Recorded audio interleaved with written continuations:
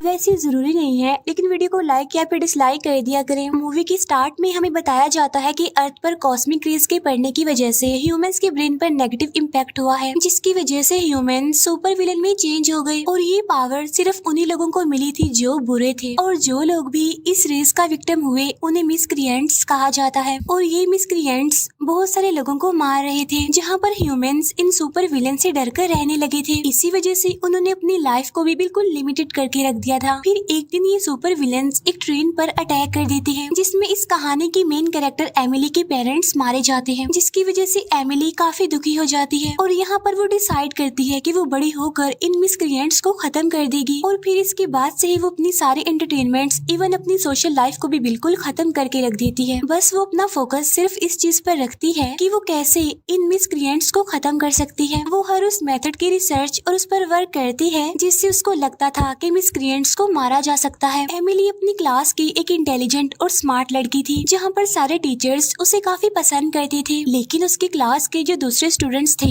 वो तो उससे जेलस होती थी और इसीलिए वो उसे अक्सर बुली करते थे। लेकिन यहाँ पर कोई और भी है जो एमिली को पसंद करता है और वो होती है लीडिया। लीडिया एमिली को बुरे बच्चों से बचाती है और उसका बहुत ख्याल रखती है और चाहे कुछ भी हो उसे हर हाल में सपोर्ट करती है। एमिली अब साइंटिस्ट बनना चाहती थी ताकि वो नॉर्मल ह्यूमंस को सुपर ह्यूमन में ट्रांसफॉर्म करके मिसक्रिएंट्स के साथ फाइट करने के काबिल बनाए, जिसके लिए एमिली बहुत मेहनत करती है, स्टडी करती है और इन सब में उसकी फ्रेंड लीडिया उसका बहुत ख्याल रखती है। एमिली अब अपने एग्जाम्स के लिए स्टडी कर रही थी, तो तभी लीडिया वहाँ पर आकर उसे कहती है कि अब तुम थोड़ी देर के लिए रेस्ट कर लो, कुछ देर के बाद मैं तुम्हें जगा दूंगी तो तुम फिर से स्टडी कर लेना। यहाँ पर लीडिया की बात मानकर एमिली सो तो जाती है, पर वो अपने टाइम पर नहीं उठ पाती। तब इस बात की वजह से एमिली और लीडिया की लड़ाई हो जाती है और यहाँ पर उन दोनों के बीच सेपरेशन हो जाती है। फिर काफी साल गुजर जाते हैं, लेकिन वो दोनों दोबारा कभी भी एक दूसरे से नहीं मिलती। अब लीडिया एक ट्रक ड्राइवर थी और जब वो अपने काम से वापस जा रही होती है तो तभी वो देखती है कि पुलिस कुछ मिसक्रिएंट्स का पीछा कर रही है और उन मिसक्रिएंट्स में से लेजर उन पर अपनी लेजर बीम से अटैक कर देती है। यहाँ पर लीडिया और लेजर एक सेकंड के लिए एक दूसरे को देखती हैं। लेजर लीडिया पर भी अटैक कर देती है, लेकिन लीडिया उससे बच जाती है। इसके बाद मिसक्रिएंट्स वहाँ से चले जाते हैं।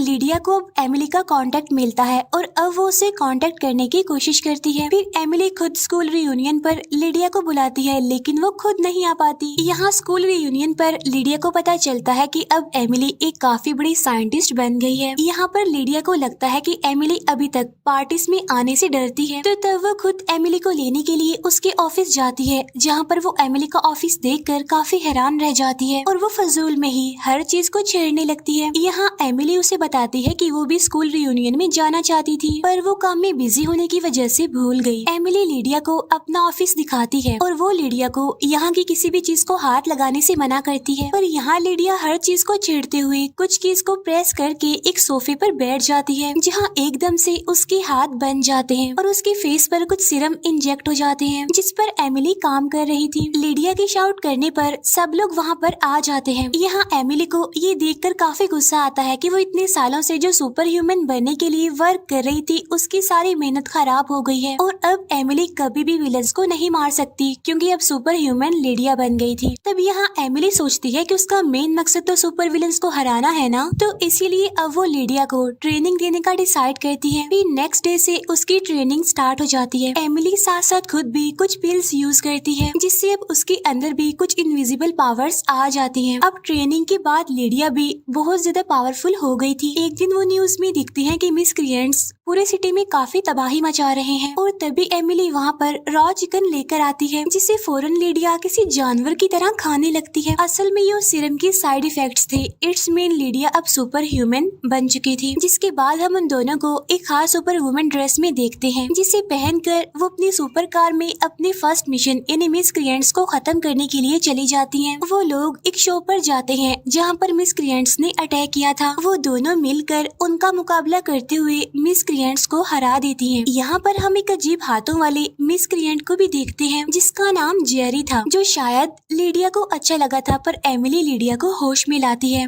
फिर इस इंसिडेंट के बाद वो दोनों फेमस हो जाती हैं क्योंकि अब वहाँ के लोगों को मिसक्रिएंट से डरने की जरूरत नहीं थी।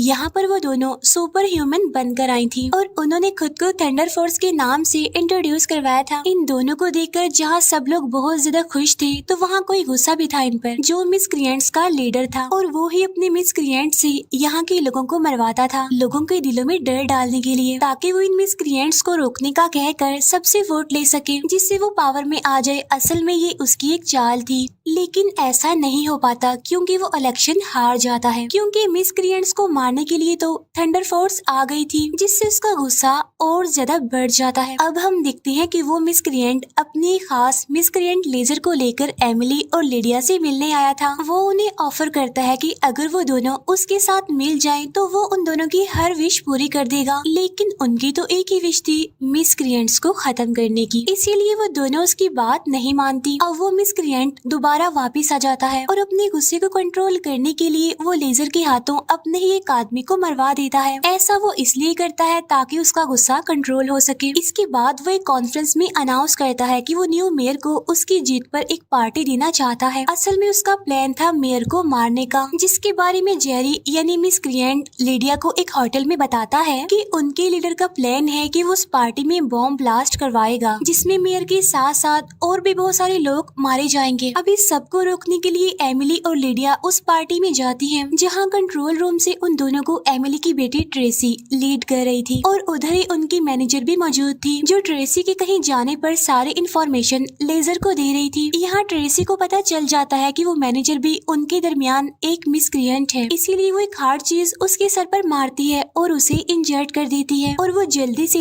थंडर्स को इन्फॉर्म करती है कि उनके पार्टी में होने के बारे में मिसक्रिएंट्स जानते हैं, क्योंकि उनकी मैनेजर उन मिसक्रिएंट्स को सारे इन्फॉर्मेशन जो दे रही थी। इसी दौरान मिसक्रिएंट्स का लीडर अपने साथियों के साथ उनके सामने आ जाता है, जिससे लीडिया लड़ने के लिए आगे बढ़ती है और उससे मिसक्रिएंट का लीडर लड़ता है। अब क्योंकि वो दोनों ही बहुत ज्यादा पावरफुल थे, इसीलिए उन दोनों के बीच बहुत अच्छी फाइट होती है। दूसरी तरफ लेजर से एमिली लड़ रही होती है, लेकिन क्योंकि एमिली के पास कुछ खास पावर्स नहीं थी, इसीलिए लेजर उस पर भारी पड़ रही थी। लेकिन इससे पहले कि लेजर एमिली को मार पाती, कोई वहाँ पर सुपर स्पीड से आकर उसे बचा लेता है, और ये कोई और नहीं बल्कि एमिली की बेटी ट्रेसी थी, जिसने सुपर ह्यूमन सीरम की हेल्प से अपने आप को पावरफुल बना लिया था, और उसे देखकर एमिली काफी हैरान होती है। इसके बाद वो जाते हैं लीडिया के पास, जहाँ पर मिसक्रिएंट उसे मारने ही वाला था कि वहाँ पर जेरी आकर मिसक्रिएंट को कुछ भी करने से रोकता है, और यहाँ पर मिसक्रिएंट जेरी के दोनों हाथों को तोड़ देता है। तभी पीछे से लीडिया एक पिलर की हेल्प से उसे किक करती है और उसे बिल्डिंग से बाहर गिरा देती है। अब वो तीनों थंडर जल्दी से बॉम्ब के पास जाते हैं। तब वो सोचते हैं कि इसका क्या किया जाए, जिस पर लीडिया डिसाइड करती है कि वो इस बॉम्ब को लेकर यहाँ बिल्डिंग से जंप लगा लेगी, और वो ऐसा कहते ही जंप लगा देती है, जिससे बॉम्ब ब्लास्ट हो जाता है। अब एमिली इस बात से बहुत ज्यादा दुखी थी कि अब उसकी फ्रेंड नहीं रही, पर वहाँ जाने पर एमिली को सरप्राइज मिलता है कि लीडिया अभी जिंदा है, जिसे देखकर वो काफी खुश हो जाती है। असल में ये सब कुछ एमिली के सीरम का कमाल था। मूवी के लास्ट सीन में हम देखते हैं कि मिसक्रिएंट जेरी, इन जिसने लीडिया की जान बचाई थी, वो और लीडिया दोनों साथ हैं, जो दोनों रॉ मीट इंजॉय कर रहे थे, और अब जेरी के टूटे हुए हाथ भी दोबारा से हील हो रहे थे। यहाँ उन दोनों को दिखाते हुए ही ये मूवी एंड हो जाती है। मूवी के स्टार्ट में हमें बताया जाता है कि बहुत टाइम पहले इस दुनिया में किसी भी किस्म की लाइफ एग्जिस्ट नहीं किया करती थी,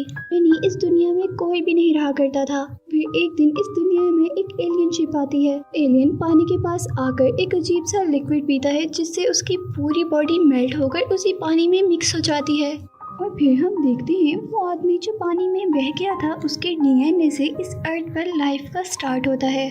और फिर हजारों साल गुजर जाते हैं। फिर एक दिन कुछ साइंटिस्ट माउंटेन्स पर रिसर्च कर रहे थे, जहाँ उन्हें केक पर कुछ ड्राइंग किया हुआ नजर आता है। इसमें एक आदमी स्टार्स और प्लेनेट की तरफ इशारा कर रहा था। इसके बाद ऐसे ही ड्राइंग साइंटिस्ट को दुनिया में जगह जगह मिलती है। इससे सब हैरान हो जाते हैं, क्योंकि उस जमाने में दुनिया के इन इलाकों का आपस में कोई कनेक्शन नहीं था। इतना डिस्टेंस होने के बाद भी सभी इलाकों में एक जैसी पेंटिंग कैसे हो सकती थी, यानी कोई एक इंसान या ग्रुप ये काम नहीं कर सकता था। वो दुनिया में जगह जगह एक ही तरह की पेंटिंग्स बनाए।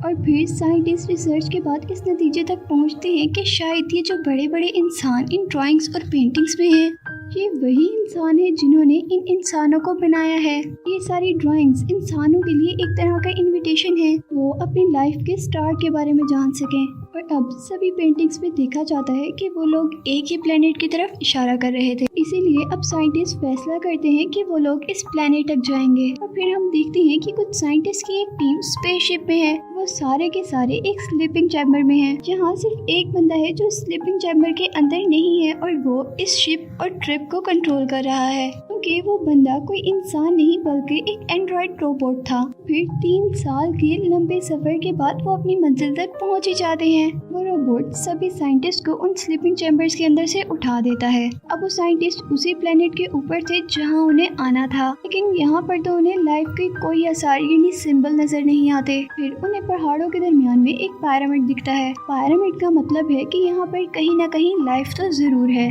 और अब साइंटिस्ट उस प्लेनेट के ऊपर जाने का फैसला करते हैं। प्लेनेट का पूरा इन्वायरमेंट तो बिल्कुल अर्थ जैसा ही था, लेकिन बस कार्बन डाइऑक्साइड थोड़ी क्वांटिटी में ज्यादा था जो उनके लिए पॉइजनस था, और इसीलिए वो लोग ऑक्सीजन हेलमेट पहनकर बाहर जाते हैं। इसके बाद कुछ लोग शिप के अंदर रुकते हैं और बाकी लोग शिप से निकलकर उस पिरामिड को चेक करने के लिए उस पिरामिड के अंदर जाते हैं। और सबसे पहले अंदर की तरफ रोबोट, जिसका नाम डेविड है, वो जाता है। अंदर जाने पर उसे ग्रीसी लिक्विड नजर आता है और साथ ही कुछ बटन्स भी नजर आते हैं। जैसे ही वो बटन्स को पुश करता है तो वहाँ पर एक प्रोजेक्टर स्टार्ट हो जाता है, जो वहाँ की शायद सीसीटीवी कैमरा की रिकॉर्डिंग थी। इसमें दिखाया जा रहा था कि वो सारे इस जगह से बाहर भाग रहे हैं, और तभी वहाँ पर किसी का पाँव स्लिप होता है और वो गिर जाता है, और इतने में ही वहाँ का डोर बंद हो जाता है और वो बंदा जो गिरा था उसका हेड दरवाजे की दूसरी साइड पर रह जाता है। जैसे ही प्रोजेक्टर बंद होता है तो वो उस जगह पर जाते हैं जहाँ उन्होंने देखा था कि कोई स्लिप होकर गिर गया था। वहाँ जाने पर उन्हें सच में एक डेड बॉडी नजर आती है, और फिर वहाँ एक डॉक्टर इस बॉडी को स्कैन करती है, जिससे पता चलता है कि ये बॉडी बहुत 1000 साल पुरानी है। डेविड, जो कि एक रोबोट था, वो वहाँ की दीवारों पर लिखी हुई सारी लैंग्वेज समझ लेता है। उसने जो ग्रीसी लिक्विड पहले हाथ में लिया था उसकी हेल्प से बहुत सारे कोड भी जान लेता है। डेविड उन कोड्स की हेल्प से पिरामिड का डोर ओपन करता है, जहाँ दूसरी तरफ उन्हें उस डेड बॉडी का सर भी मिल जाता है, और वो देखते हैं कि वहाँ बहुत बड़े बड़े से स्टैचूज रखे हुए थे, तो शायद एलियंस के हो सकते थे। और वहाँ जगह जगह बहुत सारे पॉट्स, और उन पॉट्स के अंदर बिल्कुल वैसा ही ब्लैक लिक्विड था जो हमने मूवी के स्टार्ट में देखा था कि उस आदमी ने पिया था। जैसे ही वो सब लोग अंदर जाते हैं तो वहाँ का एनवायरनमेंट चेंज होने लगता है, और साथ ही दीवारों पर बनी पेंटिंग्स भी चेंज हो रही थी। साथ ही उन पॉट्स में से ब्लैक लिक्विड निकलकर बाहर गिरने लगा था। और तभी साइंटिस्ट को स्पेसशिप से कॉल आता है कि यहाँ पर एक बहुत बुरा तूफान आने वाला है और 15 मिनट में हम स्पेसशिप का दरवाजा बंद कर देंगे, इसलिए आप लोग फौरन वापस आ जाओ। डॉक्टर चार्ली उन पॉट्स में से एक पॉट उठाकर अपने साथ ले आते हैं। दूसरी तरफ डॉक्टर शॉ भी उस एलियन का कटा हुआ सर अपने बैग में लेकर अपनी शिप में चली जाती हैं। और जो डॉक्टर वो पॉट लेके आया था, जब उस पॉट को खोलता है तो उसके अंदर से 3 ट्यूब्स निकलती हैं जिनके अंदर डीएनए थे। डेविड चार्ली को बिल्कुल पसंद नहीं करता था, इसीलिए वो डीएनए उस पॉट में से निकाल कर उसकी ड्रिंक में मिलाकर उसे पिला देता है। दूसरी तरफ डॉक्टर शॉ उस एलियन के हेड पर रिसर्च स्टार्ट कर देती है, और डॉक्टर शॉ उस हेड को ऐसे सेल्स देती है जिससे उसका हेड एक्टिवेट हो जाए। ऐसा करने से वाकई ही वो सर एक्टिवेट हो जाता है। यहाँ वो हेड बहुत तेजी से एक्टिवेट हो रहा था, इस पर डॉक्टर शॉ कंट्रोल नहीं रख पाती और वो हेड ब्रस्ट हो जाता है। और जब बाकी साइंटिस्ट उस हेड का डीएनए चेक करते हैं तो बहुत ज़्यादा शॉक हो जाते हैं, क्योंकि उसका डीएनए बिल्कुल ह्यूमन डीएनए से मैच कर रहा था। और ऐसे डॉक्टर शॉ को कंफर्म हो जाता है कि हमें बनाने वाले यही लोग थे। यहाँ पिरामिड के अंदर जो 2 साइंटिस्ट फंस गए थे, इस पिरामिड पे रिसर्च कर रहे थे, जहाँ उन्हें बहुत सारी डेड बॉडीज मिलती हैं। वो लोग ये सोचकर परेशान हो रहे थे कि इन एलियंस को किसने मारा होगा। उन्हें डर इसलिए भी लग रहा था क्योंकि उनको लगता था जिन्होंने इन एलियंस को मारा है वो इन्हें भी मार सकते थे। तभी वहाँ पर एक स्नेक की तरह का एनिमल निकल कर आता है, उस ब्लैक लिक्विड से ही बना था जो लिक्विड उस पॉट में था। वो लोग उसे एक आम स्नेक समझकर टच करते हैं, लेकिन वो स्नेक बहुत ज्यादा एडवांस था। जल्दी से उनके सूट के अंदर जाकर ये माउथ को पॉइजनस कर देता है और उसे मार देता है। और यहाँ जो दूसरा साइंटिस्ट उसे बचाने आया था पर भी वो स्नेक अटैक कर देता है, जिससे वो ब्लैक लिक्विड में जाकर गिरता है और उसकी बॉडी पर बहुत से रिएक्शंस हो जाते हैं और वो भी फौरन ही मर जाता है। यहाँ स्पेसशिप में डॉक्टर शॉ और चार्ली एक दूसरे के साथ टाइम स्पेंड करते हैं, लेकिन जब चार्ली नेक्स्ट डे उठता है तो उसकी हालत बहुत ज्यादा खराब थी। ये सब उसी डीएनए की वजह से हो रहा था जो डेविड ने उसकी ड्रिंक में मिक्स करके उसे पिलाया था। और फिर वो सब लोग मिलकर दोबारा रिसर्च के लिए पिरामिड तक चले गए थे। वहाँ जाने पर डेविड, जो कि एक रोबोट है, वो आगे आगे बढ़ता रहता है। यहाँ चार्ली की तबीयत बहुत ज्यादा खराब हो जाती है, तो लेकर सारे वापस आ जाते हैं, लेकिन डेविड तो अभी भी पिरामिड के अंदर ही था और उसे रिसर्च करने में पता चलता है कि ये पिरामिड तो एक कंट्रोल रूम है और जो उन्होंने ब्लैक लिक्विड के पॉट्स देखे थे वो एक वेपन्स है, जिसको कहीं पर भी गिराने से उसमें से मुख्तलिफ तरह के एलियंस निकलते हैं और वो लोगों को मार देते हैं। और फिर जब वो कुछ बटन दबाता है तो वहाँ पर एक प्रोजेक्टर चल जाता है जो पूरे यूनिवर्स को शो कर रहा था और यहाँ दिखाया जा रहा था कि उनकी डेस्टिनी यानी मंजिल अर्थ है। और यहाँ उसे ये पता चलता है कि वो सभी लोग अर्थ तक आ रहे थे। जो ब्लैक लिक्विड उसने पॉट्स में देखा था वो उनका एक खास किस्म का वेपन था, जिसे वो कहीं पर भी गिराते थे तो उसमें से मुख्तलिफ तरह के एलियंस पैदा हो जाते थे जो इंसानों को मारने के लिए थे। अब वो स्पेसशिप के अंदर स्लीपिंग पॉड्स देखता है जिसके अंदर एलियंस थे। उसे पता चलता है कि उनमें से एक एलियन अभी भी जिंदा है। ये सब देखने के बाद वो वापस अपने शिप तक आ जाता और दूसरी तरफ वो सभी लोग चार्ली को अंदर लेकर आ रहे थे, लेकिन शिप की कैप्टन चार्ली को अंदर लाने नहीं देती क्योंकि वो इन्फेक्शनस था और इससे बाकी लोगों की जान को खतरा हो सकता था और इसीलिए वो एक फायर गन से उसे जला देती है। ये सब देखकर वहाँ पर डॉक्टर शॉ बेहोश हो जाती हैं और जब एग्जामिन किया जाता है तो उन्हें पता चलता है कि वो एक्सपेक्ट कर रही हैं। उन्हें पता चलता है कि उनकी पीठ के अंदर एक एलियन है। जब डेविड उसकी बात नहीं सुनता तो वो एक ऑटोमेटिक ऑपरेशन मशीन के अंदर जाती है, सर्जरी से उस एलियन को अपनी बॉडी के अंदर से निकाल देती है, लेकिन शॉ उस एलियन को मारती नहीं है बल्कि एक चैम्बर में रख देती है। इसके बाद हम शिप में 100 साल के बूढ़े आदमी को देखते हैं जिसने इस प्रोजेक्ट पर इन्वेस्ट किया था क्योंकि वो और जीना चाहता था और साइंटिस्ट की रिसर्च के अकॉर्डिंग अगर हमें उन लोगों का पता चल जाए तो उन्हें हमें बनाया है तो वो लोग हमारी जिंदगी बढ़ा भी सकते हैं और हमें जवान भी कर सकते हैं। और इसीलिए अब वो आदमी एलियन से मिलने की बात कर रहा था, लेकिन वहाँ सब उसे मना करते हैं और डेविड ये भी बताता है उनको एलियंस का प्लान पता चल गया है जिसमें वो जमीन को डिस्ट्रॉय करना चाहते हैं और इंसानों को मारना चाहते हैं। लेकिन वो आदमी इन सब की एक नहीं सुनता और पिरामिड में जाने की जिद करता है, जिस पर वो लोग उसे पिरामिड में ले जाते हैं। वो लोग जाकर उस स्लीपिंग पॉड से उस एलियन को जगाते हैं जिसे हमने पहले देखा था, जहाँ डेविड उससे बात करता है और वो आदमी उसे कहता है कि तुम इससे मेरी जिंदगी बढ़ाने के बारे में बात करो। इससे उस एलियन को बहुत गुस्सा आता है और वो उस रोबोट डेविड का सर उतार देता है, उस बूढ़े आदमी को मार देता है। फिर वो आदमी उठकर अपनी शिप को स्टार्ट करता है और डेस्टिनेशन अर्थ रखता है। यहाँ शो जल्दी से उस पिरामिड से बाहर आती है और अपनी स्पेसशिप के पास आकर उन लोगों को कहती है कि हमने किसी भी तरह से इस शिप को रोकना है, लेकिन अब उस शिप को डिस्ट्रॉय करने के लिए उनके पास कोई वेपन नहीं था, इसलिए वो फैसला करते हैं कि वो अपनी शिप से उस शिप का एक्सीडेंट कर देंगे। अब वो ऐसा ही करते हैं और अपनी शिप को उस एलियन शिप से टकरा देते हैं जिससे बहुत बड़ा ब्लास्ट हो जाता है। यहाँ शो के तो सारे साथी मर जाते हैं, लेकिन वो एलियन अभी भी बच जाता है। यहाँ वो शो को मारने आ रहा था तो शो जल्दी से अपने शिप के टूटे हुए उस पार्ट तक जाती है जिसमें उसने एलियन को रखा हुआ था। एलियन उसकी बॉडी में से निकला था और वो उस एलियन को जो शिप में से निकला था दूसरे एलियन के पास ले जाती है जो एक चैम्बर में था। चैम्बर को खोल देती है जिससे वो एलियन जो कि चैम्बर में था दूसरे एलियन को मार देता है। यहाँ पर शॉ अकेली रह गई थी और तभी उसे डेविड यानी रोबोट की आवाज आती है। वो उसे कहता है और अगर तुमने मेरी हेल्प की तो मैं भी जरूर तुम्हारी घर जाने में हेल्प करूँगा।